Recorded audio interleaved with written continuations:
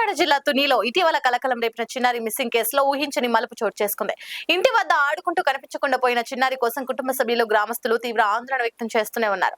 చిన్నారి ఆచూకీ కోసం పోలీసులు ప్రత్యేక బృందాలతో గాలింపు చర్యలు చేపట్టారు. సీసీటీవీ ఫుటేజ్లు, స్థానికుల సమాచారం ఆధారంగా విచారణ కొనసాగిస్తుండగా గాలింపు చర్యల్లో భాగంగా పోలీసులు శునక దళాన్ని రంగంలోకి దించారు. ఈ సమయంలో కేసులో కీలక ట్విస్ట్ చోటు చేసుకుంది. శునకం చిన్నారి ఇంటి పరిసరాల నుంచి ఒక నిర్దిష్ట ప్రాంతం వరకు వెళ్లి సంకేతాలు ఇవ్వడంతో పోలీసులు ఆ ప్రాంతాన్ని క్షుణ్ణంగా పరిశీలించారు. శునకం చూపిన దారిలో దొరికిన కొన్ని ఆధారాలను పోలీసులు స్వాధీనం చేసుకుని విచారణ వేగవంతం చేశారు. ఆ ఆధారాల ఆధారంగా పలువురిని ప్రశ్నించినట్లు సమాచారం. దీంతో సాధారణ మిస్సింగ్ కేసుగా భావించిన ఘటనలో కొత్త కోణాలు వెలుగులోకి వచ్చినట్లు తెలుస్తుంది. అయితే కేసుకు సంబంధించిన పూర్తి వివరాలు పోలీసులు ఇంకా అధికారికంగా వెల్లడించలేదు. చిన్నారి ఆచూకీ కోసం గాలింపు కొనసాగుతోందని, అన్ని కోణాల్లో దర్యాప్తు చేస్తున్నామని అధికారులు వెల్లడించారు. ఈ ఘటన తుని ప్రాంతంలో తీవ్ర ఆందోళనకు దారితీయగా చిన్నారి క్షేమంగా తిరిగి రావాలని స్థానికులు ఆకాంక్షిస్తున్నారు.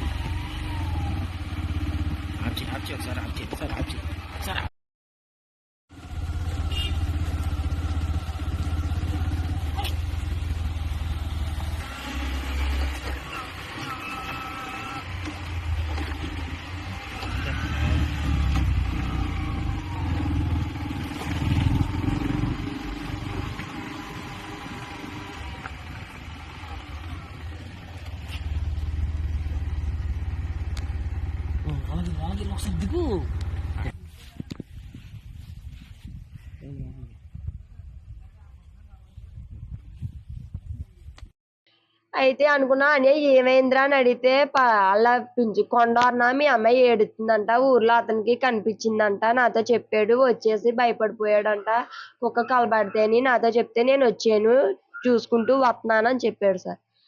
ఇలాగని చెప్తే అంతలోకి ఈ అబ్బాయి కూడా వచ్చి ఎతకడానికి మొదలు ఎట్టాను సార్ ఏమైపోయిందని. డిపార్ట్మెంట్ కి చెప్పి అంత అనుకోలేదు సార్. ఎందుకంటే తోటలోనే ఎక్కడైనా ఏ గదిలోనైనా నిద్రైపోయింది కదా, మంచి ఎండ సార్, నిద్రైపోయి ఉంటది, కుక్క పిల్ల కూడా ఉంది కదా, వచ్చేస్తాదిలే అన్నది ఏమేమైనా ఉన్నాను సార్. అప్పుడు ఆ ప్లేస్ చూపిస్తే ఇక్కడే మీ పాప కనిపించింది అని చెప్తే మొత్తం అదంతా కనిపిస్తే అక్కడ కుక్క వెంట్రుకలను మా అమ్మాయి తల వెంట్రుకలు ఉన్నాయి సార్. ఆ అమ్మాయికి జుబ్బా వంగానే ఉంది సార్, అండర్వేర్ లేదు సార్. ఉంటేని వీళ్ళు ఇలా పై సైడ్ వెళ్తే నేను ఇలా కింద సైడ్ వెళ్ళి ఒకవేళ ఎక్కడైనా ఉన్నదేమో నెతికి బోర్ల దగ్గరికి వెళ్ళాను సార్, ఏమన్నా కన్నాలు ఆట ఉన్నాయని. ఏమీ లేదు సార్, ఎలా ఉన్నాయి అలాగే ఉన్నాయి, మొత్తం చూసాను సార్. మరి ఈ మధ్యలో ఏం జరిగిందో తెలియదు సార్. మొత్తం ఈ ప్రాసెస్ అంతా ఒక 30 నిమిషాల నుంచి 40 నిమిషాల్లోనే జరిగింది సార్.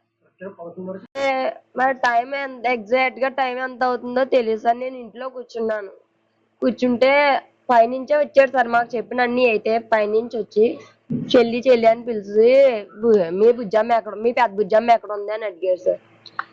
వాళ్ళ నా దగ్గర ఉంది అన్య, కొత్తపల్లి కోచర్ దగ్గర వెళ్ళారు అన్య అన్నాను. అంటే ఒకసారి కనుక్కో చెల్లి, మీ ఆయనకి ఫోన్ చేసి అంటే నా దాంట్లో బ్యాలెన్స్ లేదన్య, నువ్వే ఫోన్ చెయ్యి అంటే వాళ్ళు ఫోన్తో చేశారు సార్. చేసిన తర్వాత ఈ అబ్బాయిని అడిగితే నా దగ్గర లేదు, వాళ్ళ అమ్మకి అప్పచెప్పేసానని వాళ్ళ నాన్న అన్నాడు సార్.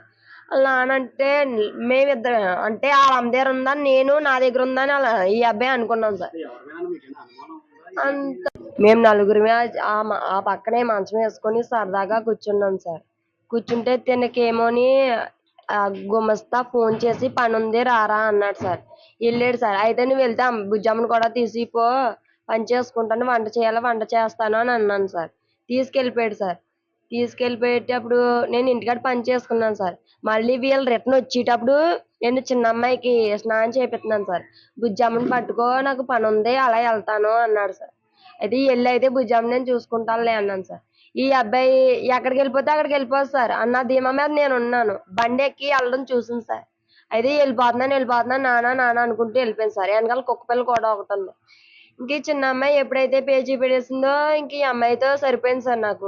ఇంకా అమ్మాయిని చూసుకుని ఇదిలో లేను, ఈ అమ్మాయితో సరిపోయింది. నేను అనుకున్నాను ఇంకెక్కడున్నా అబ్బాయి దగ్గరే ఉన్నది కదా, ఇంకా ఎప్పుడు ఉంటుంది కదా, ఏమైపోద్ది అన్న ఇదిలో ఉన్నాను సార్.